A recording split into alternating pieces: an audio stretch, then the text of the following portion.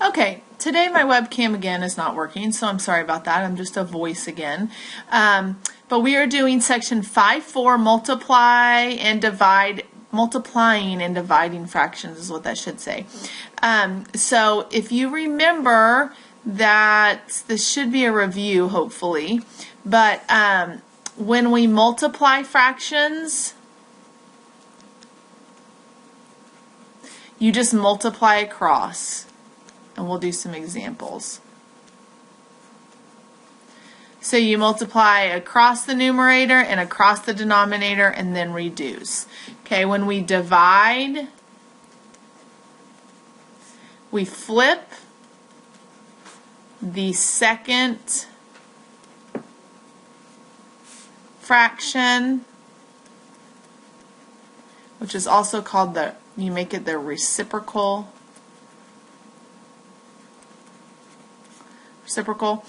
Okay, you flip the second fraction, then multiply. So then you just multiply across again. Okay, so when we multiply, you just multiply the numerators, multiply the denominators, and reduce. Dividing, you flip the second fraction, and then you multiply. Let's do some examples. So this first one, 3/4 times 4/5. Again, you're just multiplying across.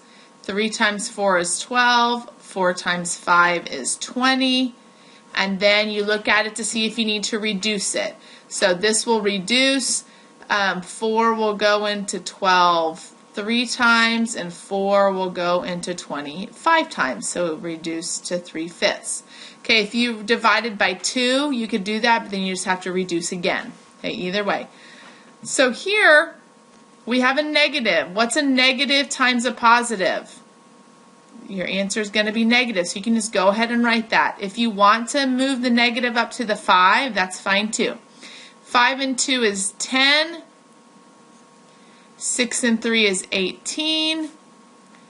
Divide by 2. So we have a don't forget your negative, negative 5/9. You're done there. So here we have 2 negatives, multiplying 2 negatives, so our answer is going to be positive. Again, now when you look at these can actually be reduced.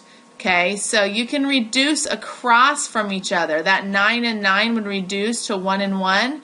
The 5 and the 15 can reduce to 1 and 3, and then we multiply across. So 1 times 1 is 1, 3 times 1 is 3. You do not have to do that. That will just help you. If not, you would just have to reduce at the end. After you did 9 times 5 and 15 times 9, then you would just have to reduce. Either way, you should still come up with 1/3 because it's a negative times a negative. Okay, when we throw a variable in there, don't let that stress you out. Y times 8, I would rewrite it to be 8y, and then 4 times 11 is 44. You're done. You're not going to reduce that. You're not going to... let me see. Oh yeah, you can reduce it, but you're not going to do anything with the y. So you could reduce this because 4 would go into 8 twice, and 4 would go into 44/11, so it would be 2y over 11. And you could have reduced at the beginning and made this a 2, made that a 1 and made this a 2. And then you would end up with 2. Either way, it doesn't matter. Okay? But you're not going to do anything with that y. You just leave it there. Okay, so if we have a mixed number, okay, when you're dealing with mixed numbers, you have to make them into improper fractions first. So 2 times 2 is 4, plus 1 is 5, so 5/2 times 1/2, and then we just multiply across. 5 times 1 is 5, 2 times 2 is 4, and then you need to flip it back into a mixed number. 4 goes into 5 once with 1 left over, 1 and 1/4. Okay, so remember, so that's multiplying. So remember when we divide decimals, we do the reciprocal of the second number,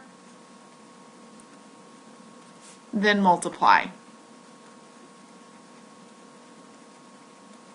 Okay, so you really have 2/9, and then the reciprocal just means you flip it. and it's really times 5 seconds. Okay? And now 2/9, you just flip the second one. That's the key. Some people like to try to flip more than they like to flip both. And then you can reduce this one if you'd like. So then you're left with 5/9. You don't have to reduce it at the beginning. You can reduce it at the end. You would have gotten 10 over 18 and then reduced. Okay, same here. We have 5a over 8 times 3/2. We flip it. Okay, you really can't reduce anything here, so we just multiply across. 5 times 3 is 15. 8 times 2 is 16. No number will go into 15 and 16, so you just leave it. Done. I think we have 2 more. Quick one. So again, we have a mixed number, so you make them into improper fractions. 1 times 4 is 4, plus 3 is 7, so 7/4, and then this is going to be a negative, or 2 times 8 is 16, plus 5 is 21, so divided by 21 over 8. Yeah, okay, so then when we rewrite it, we're going to have 7/4, I couldn't read my own writing there, times 8 over 21. So then we can reduce. 4 goes into 8 twice, 7 goes into 21 3 times. Remember, you only reduce across. Okay, so our answer is going to be 2/3. We multiply across. Okay, so you don't even have to put that one back as a mixed number. I'm sorry. Oh, and oopsie, I forgot this. This is a -2. Okay, so this is really a negative 21/8, a negative 8 over 21. So this answer would be negative because it's a negative times a positive. Don't forget your negatives like I just did. Okay. The weight, here's a little word problem. The weight of a candy bar is 1.5 ounces. What is the weight of 6 candy bars? So you have to decide, am I going to multiply or divide? Okay, well, if you have 1 candy bar, it weighs 1.5 ounces, and then you have 5 more, what would they add up to? So you would multiply 1.5 times 6. Okay, well, 1.5 we change into an improper fraction. 1 times 2 is 2, plus 1 is 3. 3/2 times 6 over 1. Remember, this is just a whole number, so you put it over 1. And then we multiply across. 6 and 3 is 18.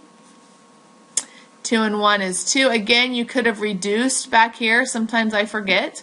2 goes into 18 9 times. So it would be 9 ounces. Don't forget to label. Okay. And then I think that's all, but I do have a little cartoon. Or not cartoon, but a little joke.